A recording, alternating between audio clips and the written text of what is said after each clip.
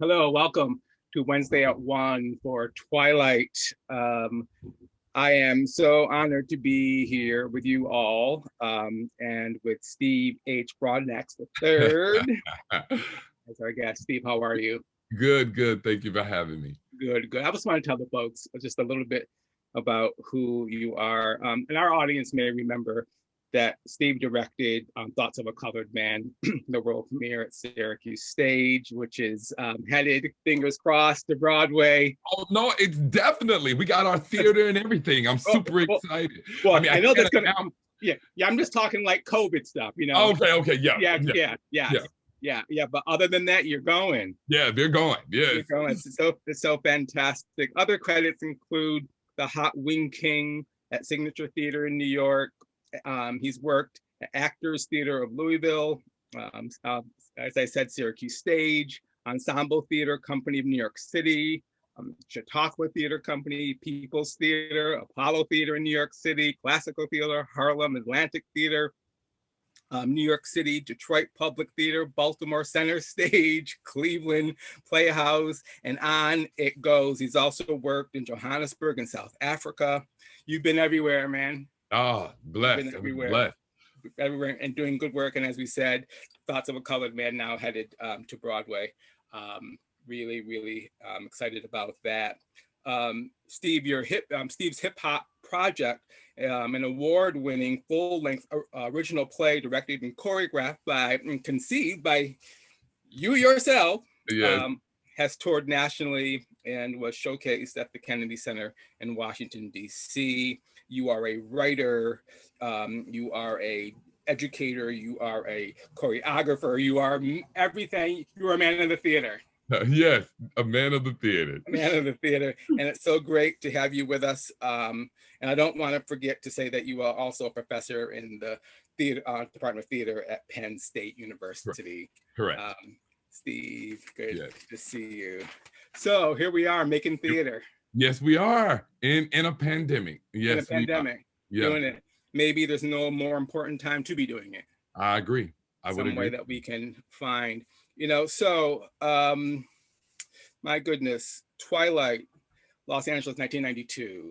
Yes. Okay? So the other day, I was speaking with a young man involved in the theater, and he didn't know, had never heard of Rodney King, the beating, had never seen the video, didn't know anything about the acquittal, didn't know about the LA riots, none of it. And at first I was like, I can't believe he doesn't know this history. Yeah. Right? A young man, you know, in the academy, about to come out. Yeah. African-American brother, you know. And I'm thinking, well, you know, it's all right there on tape, you know, in the archive. And then I was like, yes, I can believe he doesn't know. Mm-hmm. Exactly. Right? This was, what, 30 years ago? Yeah, exactly. Right? And yet somehow, so I want to ask, so take me back, if you can. Yes. Where were you during that time in 91, 92, when the beating happened, when the video emerged, when the acquittal was announced, when the riots happened after the police beating of the acquittal of the policeman involved in the beating of Rodney King? Where were you? What were you thinking? It's so interesting. When we were in a rehearsal process, we had this discussion, and I remember it vividly. But I was in a senior in high school when it happened, and I was in Little Rock, Arkansas, so I was in the South. And again, it was a distance from me because this is West Coast, you know, LA. But I remember watching it on TV and the response at school later on at the acquittal of the 4 officers. Just not understand, because that was the first time in my lifetime that I could remember And everybody, that kind of uprising and seeing on the news every day a city burning or people heading out on the streets to protest. I remember seeing, and because it flooded the news on that time, I remember always watching it, and then at school going, and it was still on, and it lasted that long. That was the first time that I was able to in my lifetime witness an uprising of that size. And like we talked in rehearsal, it was important. I didn't know it at the time, but this was the first time we were able that self media or recording on a phone or a camera. Well, phones didn't exist at that time. No, a cell phone that you could where George Floyd was. But it was the first time. When Kate Freer, who is our media designer, she calls it independent media, where our news, where the people, a man had a VHS recorder at the time and was able to capture it, because for so long we heard about it, or people in LA had heard about it, or police brutality was happening and had been happening in history, but it was not captured in that way. And that was the beginning of now what we know to be things that are often captured on cell phones or in media, and we have these accounts that we are able to bear witness to injustice in that way and not just hear about it. You know what I mean? We often hear about it. But I remember, and again, I was in high school. I was away from it because I was in the South, but so it wasn't as direct to me, but just because of my pure location of where I was in geography. But I remember it vividly, being on the news, vividly, not at first time seeing an unrest, that uprising that happened, and because of police injustice and brutality, and just a community fighting back to be heard, to be seen, to be have equity. So it was profound for me that when it happened. And what were you thinking as a young man coming? You know, what were some of your, like, what do you remember like thinking about what you were seeing? It was unbelievable. I remember thinking it was scary. It almost felt like the apocalypse almost, you know what I mean? Because you were watching burning. I had never seen that. And every day you would watch just like that, they would show video on the news of a city literally burning, you know what I mean? And people just, and I felt sadness. I remember really understanding, and interesting enough, as a Black man in the South, I personally had never experienced that kind of brutality by police force.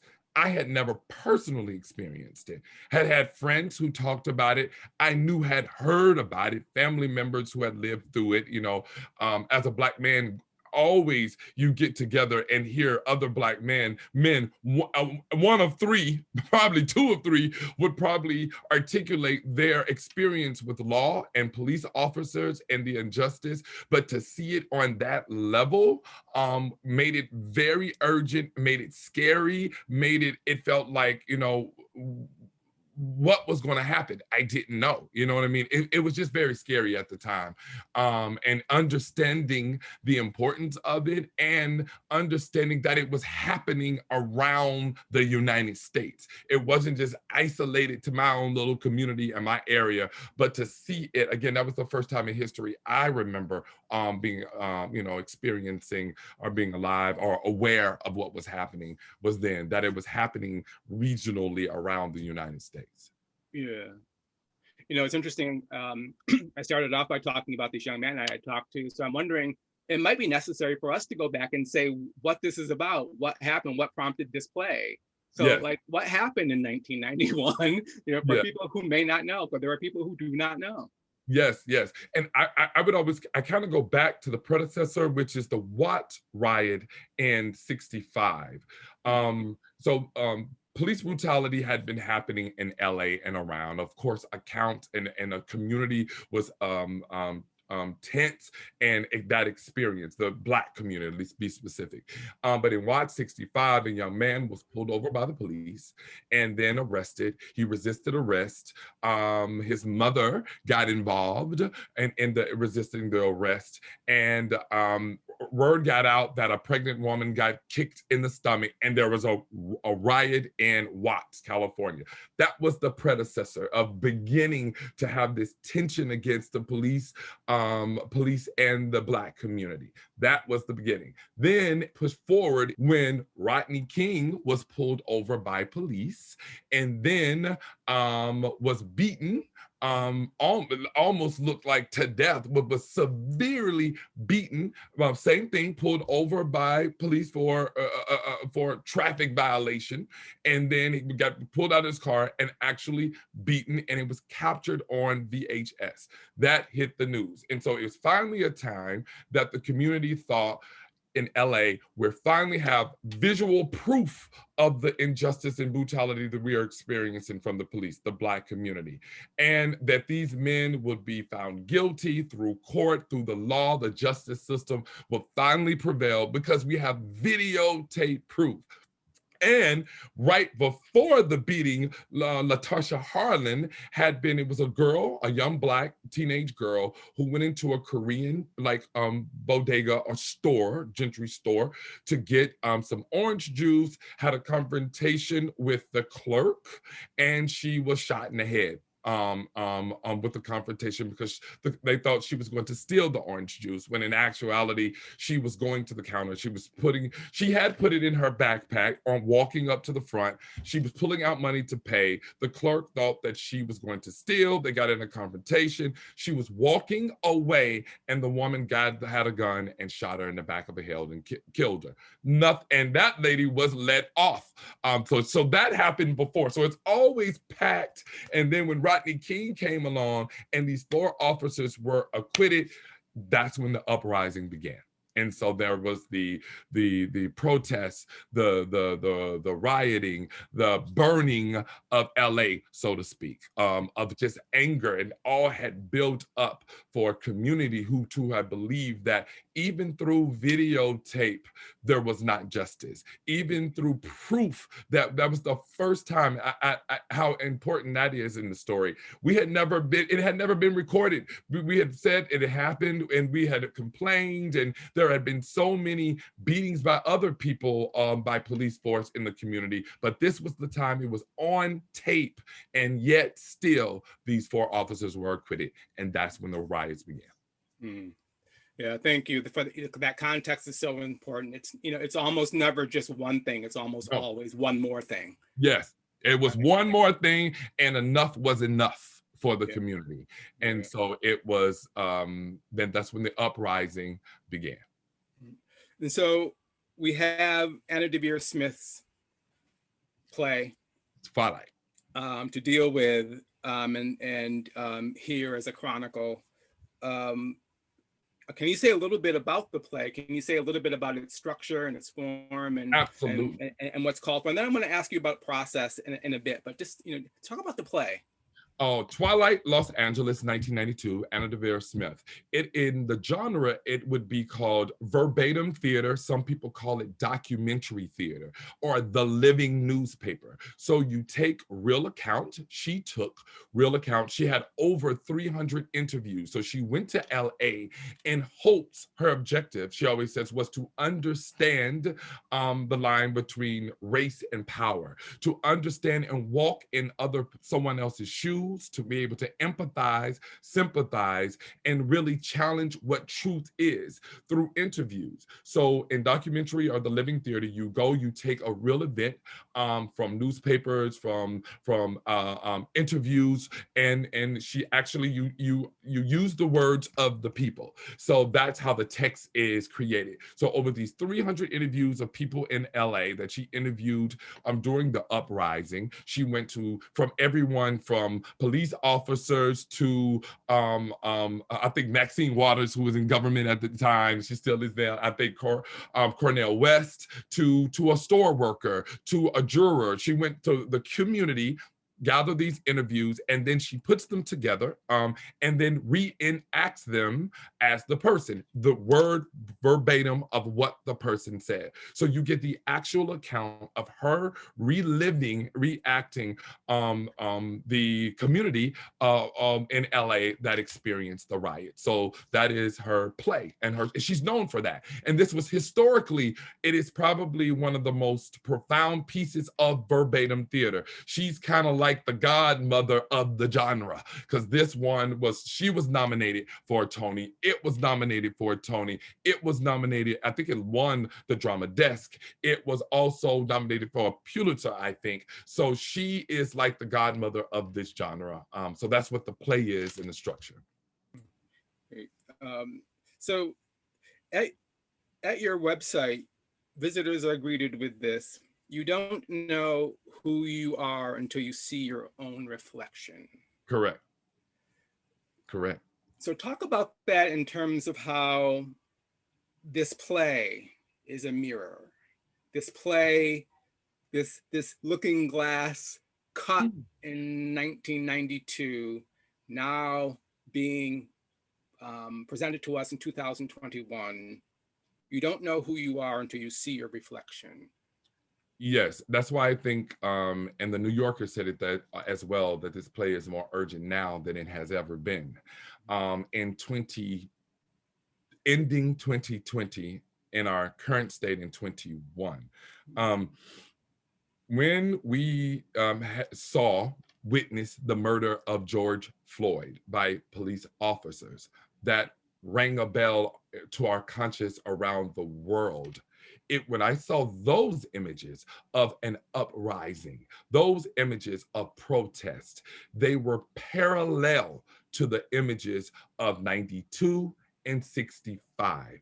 And I said, wow, the more things change, the more they are identical. And I was like, we haven't come too far. We're still dealing with injustice and inequities within the community and the relationship to police. We're still dealing with and having to have that same fight. So the mirror was definitely a looking glass. I was like, Sankofa, you're looking back to just be present, to look forward. And I'm going, it looks identical.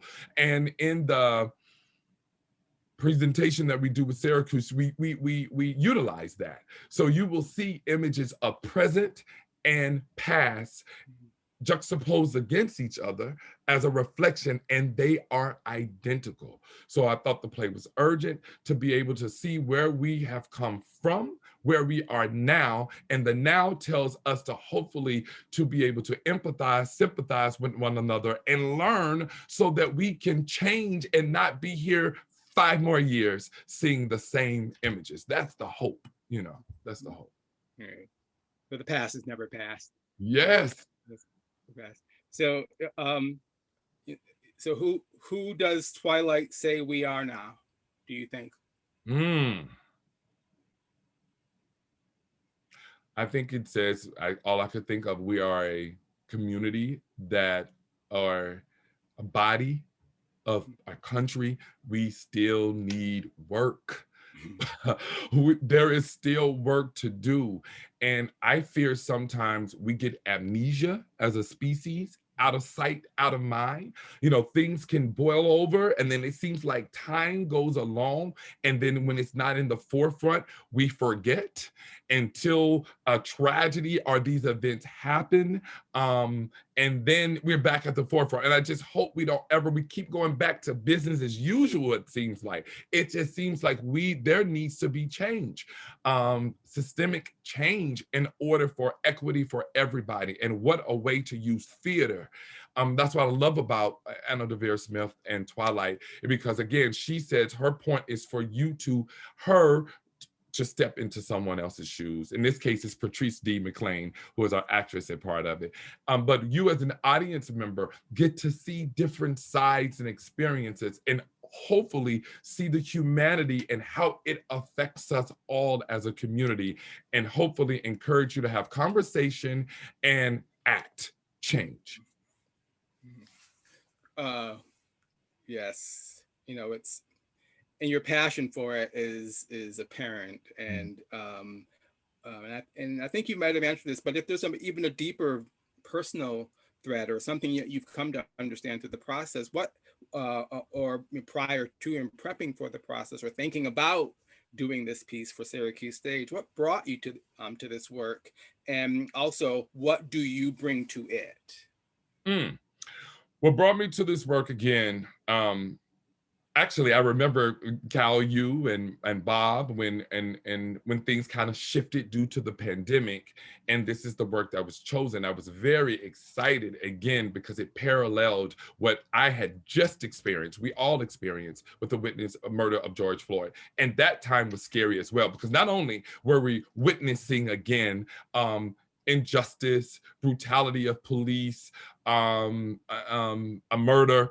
We watched a murder live. I think any human being who saw that, that's why it resounded around the world, not just the United States, not just New York, you know what I mean? Or it was around the world. It drew me to it. And then seeing the images of Rodney King, I was like, oh my God, and living through both and going, wow, this is happening. And then I went back for research for this because I hadn't seen the tapes of Rodney King for a while, since it had occurred, and watching it again and then turning on CNN and seeing the same images are happening today, and court is still happening today, and this conversation about reforming of police and justice is happening today. That's what it drew me to the piece even more, in saying this is important, that we have to wake up in a sense, and change has to occur. We're still here, everybody. We're still here.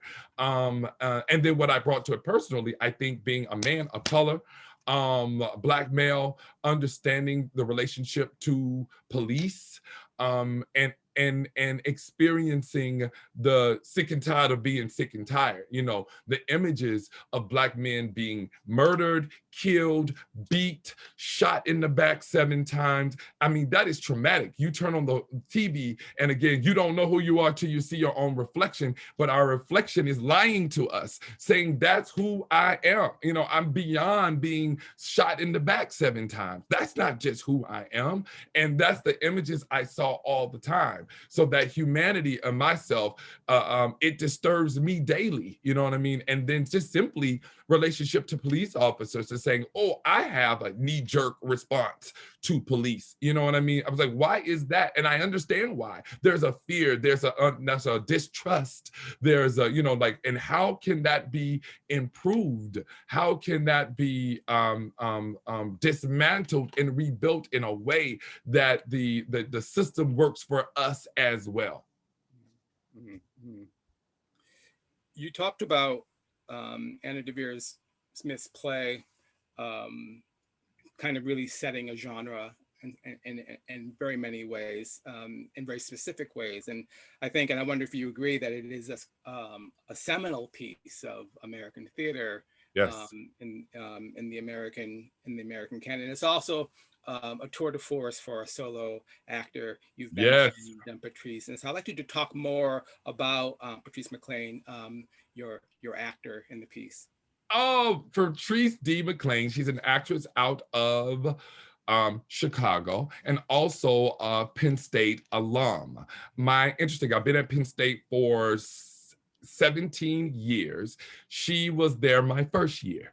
I met her, she was a grad student. And when I came into PSU as a faculty member, she was a second year graduate student. So I was with her 2 years out of my 17 years there. And since then, she has been one of our most successful alumni.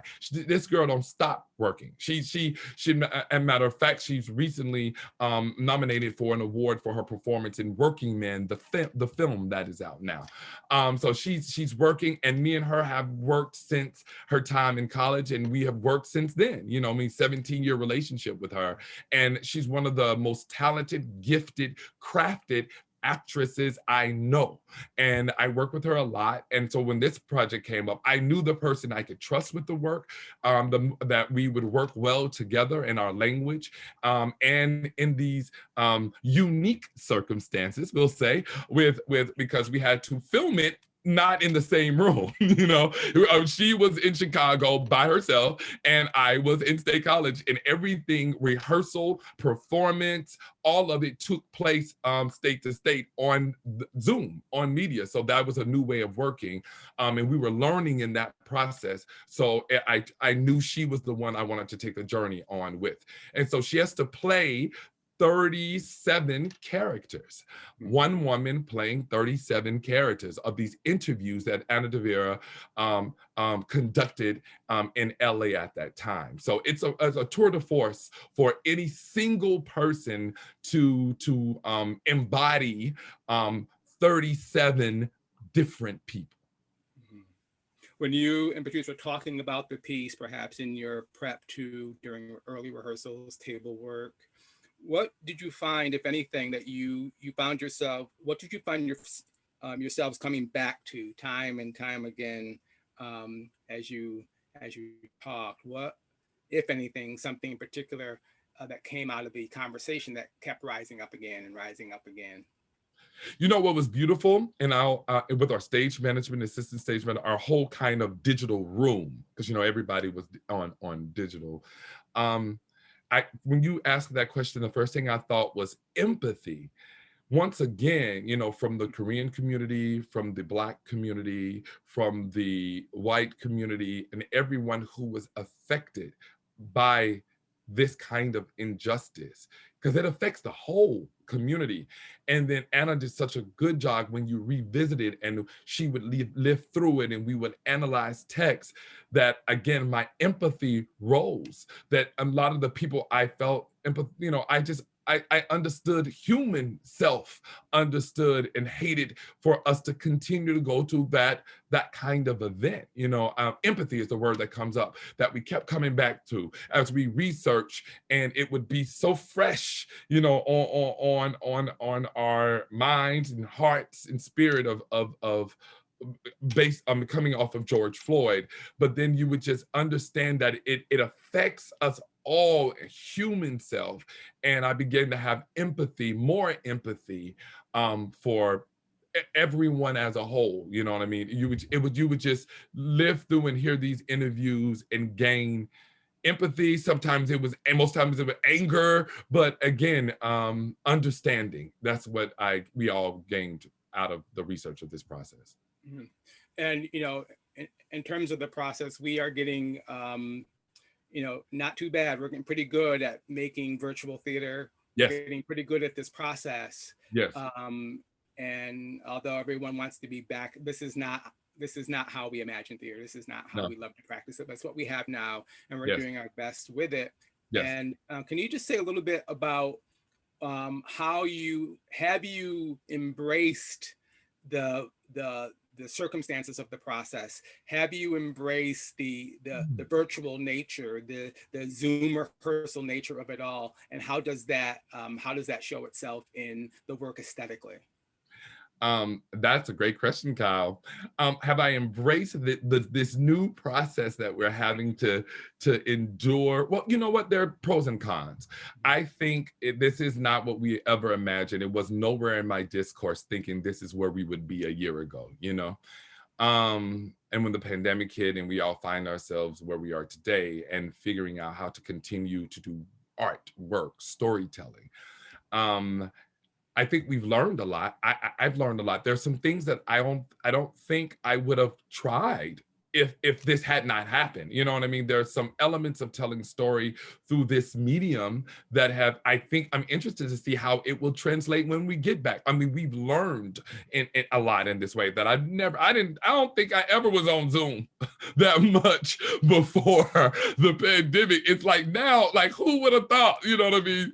Zoom would be the medium, and then film and then merging, because now it's this new hybrid, right? It is live, but captured structured in this form and film. So we really have had this new hybrid of storytelling that can be accessible to more people. That's what I think is interesting. You know, before in the theater, if you're in the community, you buy your ticket, you travel, which is beautiful about seeing it live. But this way, it is accessible to more people. I don't know, you know, Anna Devere Smith, she did a PBS special of this play, but I don't know if it would have been accessible to as many people that it will be now, or the opportunity to see verbatim theater in Twilight and get a chance to experience Anna Devere, if not because of what's happening now. So more people get exposed to it. But, you know, the element of filming, the element of, I know the actress Patrice, I mean, because she had to do a lot herself. Again, remember, we can't really be in rooms with one another. So it all, stage management, tech, light, sound, we're all separate around the country and on a Zoom format conducting an actress who's in a space in Chicago by herself in a room operating, you know, the camera, the lights. I mean, she's there by herself, you know what I mean, to stay safe and able to communicate that way. So it has been, I think it's been a learning experience. And interesting of what I will take from this going forward whenever we get back. But I'm with you. I'm excited. Live is live. You know, it makes me hunger for it even more, to be in the same room with someone, to create and to collaborate. But this has stretched our imaginations and come up with some very inventive things. So I think there's pros and cons to it. Yeah. You know, it's interesting. One of the things I find exciting about this production, much in the way that for Anna Devere Smith, it came out of and was in fact formed within a crucible of a time, of an event. And here we are, here you are, here Patrice is, here's the team making this work again in this crucible, our time, the things we're going through, and you're doing it right in it. And all the strictures that we have have to exert some kind of pressure on the work, which I think really increases the urgency. So it's great to hear you talk about, you know, the work you've done within this sort of medium. I think it's Kate Freer who says, what's the creative misuse? Creative use of things, like Zoom was not meant for, no one thought this. Exactly. Exactly. And I know it's great to hear you talk about your relationship with Patrice. Patrice before this production at Penn State. So now that you've completed, you know, the part of the work that's the directing with her, what do you know about her now that you didn't know before your work together on Twilight? What do you understand? I understand deeper how, in a more and again, a deeper way of how talented she is. Like it's a tour de force. I mean, we would sit, it's just her, you know, through a whole process, it's her and I would sit through a full, you know, 2-3 week rehearsal period, 6 hours a day on Zoom, which is hard. She was again limited, but through limitation really forced it in other ways because she can't move. We decided to film this like a documentary. So Kate Freer is a documentary filmmaker, which was beautiful that she was already in place and a part of our collaborative team, and our team decided to use it as a documentary, what we would see when someone's interviewed on the news, or a true documentary film.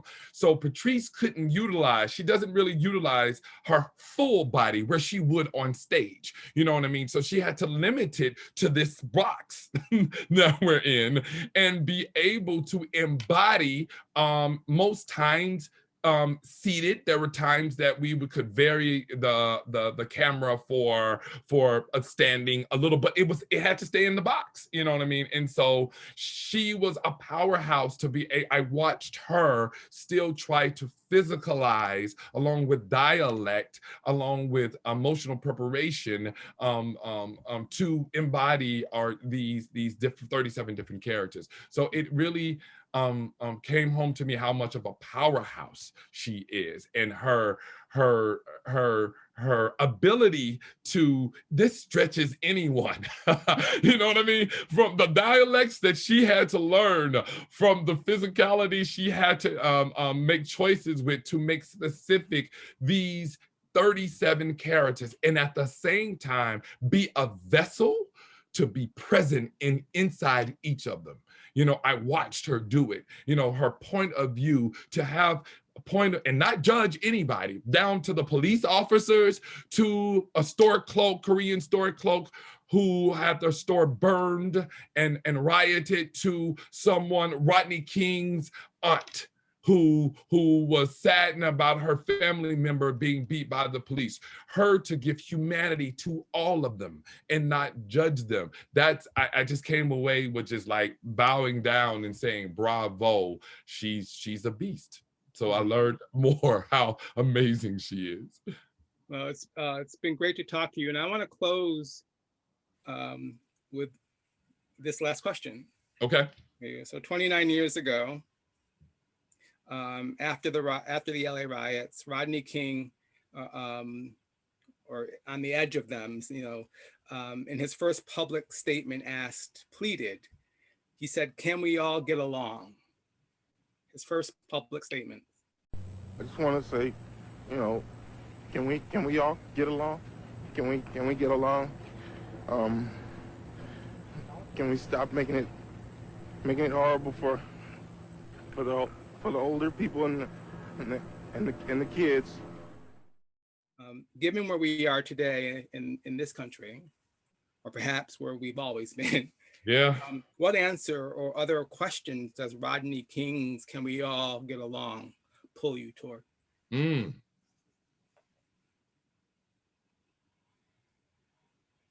Because, you know, I think, you know, Rodney King passed away, and I just think about him, you know, George Floyd, Latasha, Brianna, you know, the things that we've been going through, and I go, we have to do something. Like there has to be a change, or I'm afraid we will self-destruct. You know what I mean? That it will all impound on each other. And I think we have to see our common humanity amongst us all. You know, and this has been a trying year. 2020 was, I think, the worst year ever. In my view, from my opinion, I was like, you know, to get out of that. But, and again, we're still here. We're still here. And I just think of Rodney King's words, was simple but profound, when that brother came out and said, can we just get along? And it's important that we see each other's humanity. It's important that there's justice for all, and for us to survive this. There has to be change. There has to be change. And so that's what I live with. And I'm determined through the art, how I can contribute. I'm determined to do through conversation, because it can't leave our minds. I think we can't get in amnesia. It always has to stay at the forefront. It always has to stay at the forefront.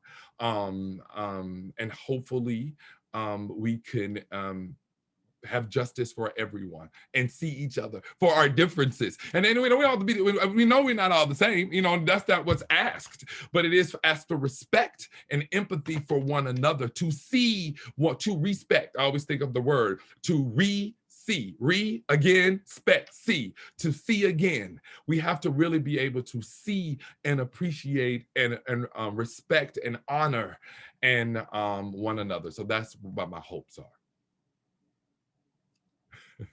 Steve H. Broadnax III, thank you very much for being with us. Thank you for your work on this amazing piece. And I want to thank our audience for joining us as well. Yes. And please tell your friends about this production of Twilight Los Angeles 1992. Yes. And we hope that it sparks, makes room for necessary conversation.